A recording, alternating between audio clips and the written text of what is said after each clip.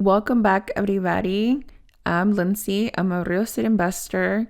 And in this video, I'm going to break down what I did with my HELOC money that I took out on my primary residence.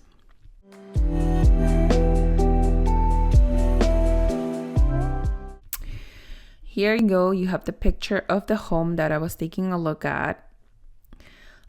With this HELOC money, if you haven't seen my previous video, please do go watch it. I explain why I chose the HELOC in order to further my investment career. I explain what types of HELOCs are available and why I chose the one that I chose.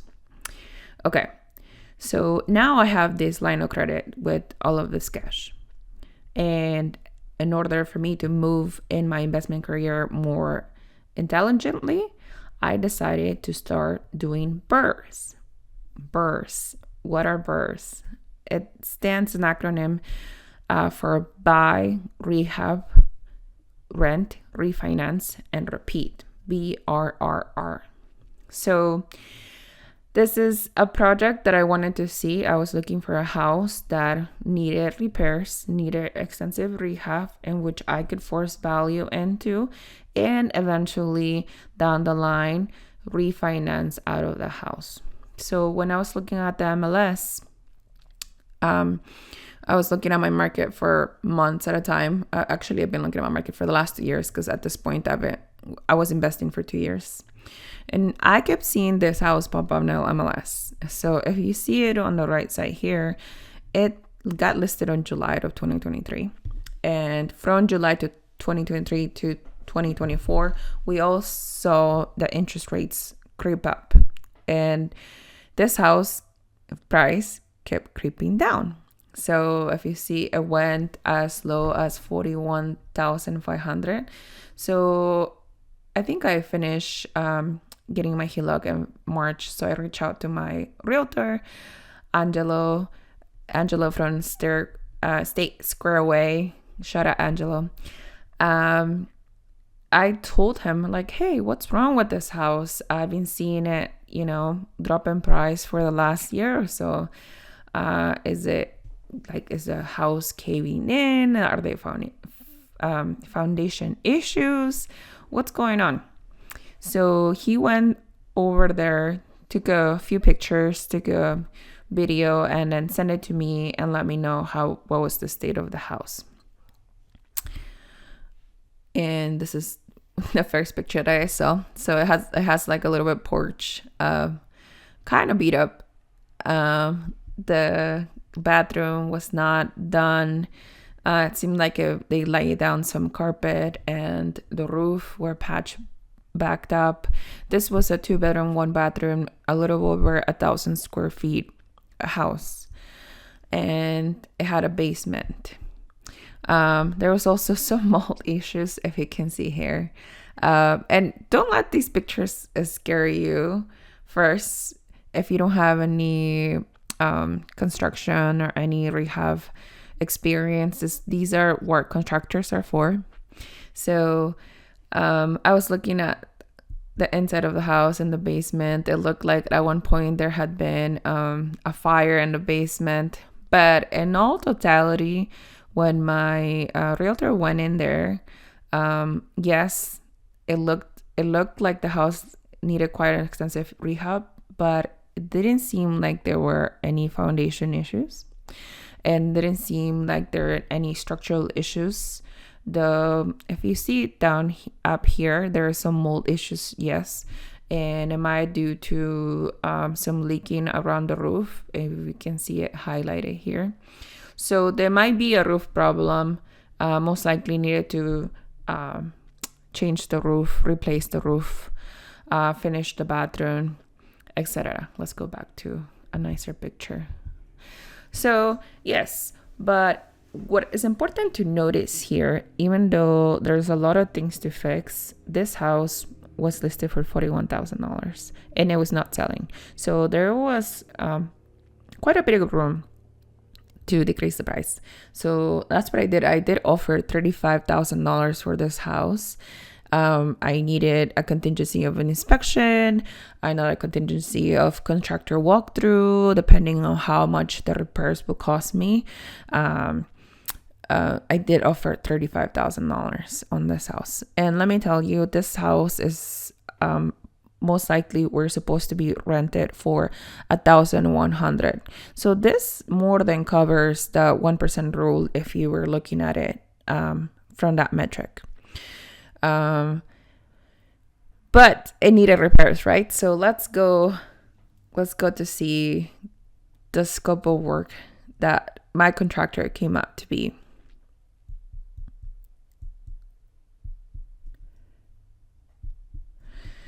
So this is just a simplified contract that we came up with the exterior, the interior, the main entrance, living room, kitchen, bathroom, bedrooms, 1, 2, and other items. And this is something that any contractor can do for you. Or if you have a relationship with your property manager, which is what I do have, she whipped out her scope of work and then started to getting bids. Meanwhile, I was making an inspection because I wanted to make sure there was not other really big expenses other than the roof that I thought I needed to change. So let me show you how that inspection looked like too. So here we go. If you have a good inspection company or a good inspector, I don't know about you, but I really like to use in Indiana Pillar to Post, because they do a 360 of every single property that you have. So they go and not only do they take amazing pictures all around them, you can see the area, you can see the homes around the home, you can see every single room from a 360 view. They always also do that report that's, the normal report of an inspection, pointing out what needs to be changed, what's not up to code. So like you can see, there's a brick house next to looking other brick houses. It looks like the exterior is still pretty much intact. There's some bricks missing here, so that's something that concerned me structurally, but replace some of the fascia here, some of the gutters. I'm not an expert in construction or rehab, but I do trust my my contractor and my manager, and then they both gave the okay for being able to fix this pretty quickly. And I just wanted to let you see how in detail my inspection can go. So this is the back of the house. This is the way out from the kitchen. And if you take a look, this garage looks beat up too. Even though it looks beat up, on the inspection they said it was quite structurally sound. So interesting, right? It was something about, there was a motorcycle and I was like, do I get that also if I buy the house? Anyways, let's go inside of the house. So this is the main living room, which was a surprise to me. It looked like somebody had already repaired something and flip it. I started flipping it already or something like that. So it looked pretty good to me, good size. It had been painted. The carpet did not look too old. I was getting excited at this point. It's like open concept. The cabinets look fairly decent. Let's go into the room. This is the hallway leading to the room. And this is where it starts getting a little bit junky, right? This is the bathroom. So I was like talking to my contractor, my private manager, and they were my property manager, sorry. They were telling me that most of the bathrooms renovations cost about $10,000 in Gary. So I was just making a mental note and making sure that I was taking into consideration that to my budget. Let's go. I know there's another. Okay. Let me take you to the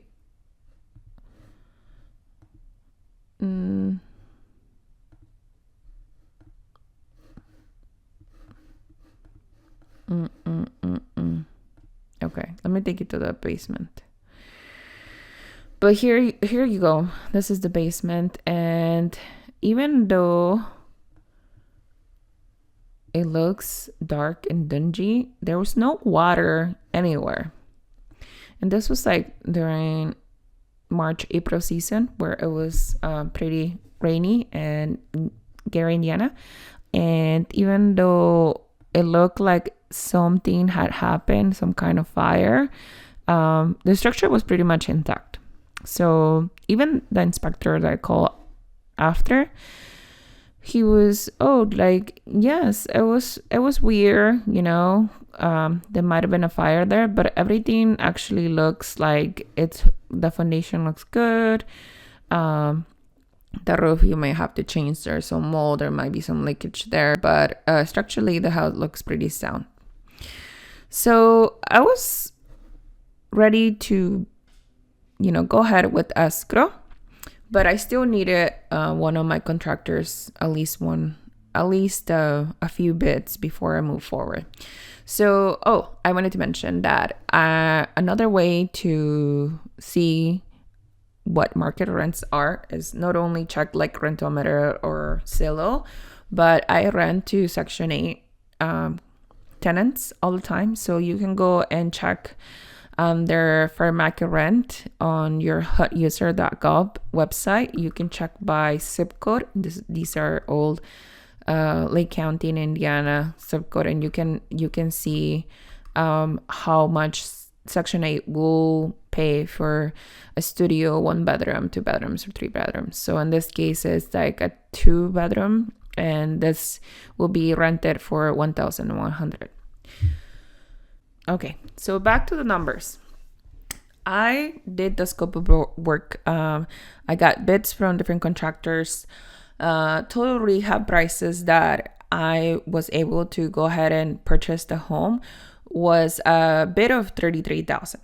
So we had, again, purchase price of $35,000, rehab of $33,000. I all in about $68,000 into the home. Again, $68,000 rents for $1,100. It's already meeting the 1% rule, more so if anything else. So my predictions were on the left-hand side right here, that the interest rate would be about 7.5, because that's around the time that I was looking to refinance. So I got this property in April of 2024 this year, and I was looking at rates on those times. So my prediction was like the rates were going to be 7.5. If I do take a refi cash out, I will be able to take out 75% of loan to rate value. So I will be able to take out $63,750. Taking into consideration my mortgage would be $445, my taxes, insurance, and property management fees, I will be my expenses would be total $719.175, when estimated rent would be $1,100. Again, we take out 5% for vacancy, repairs, and capex.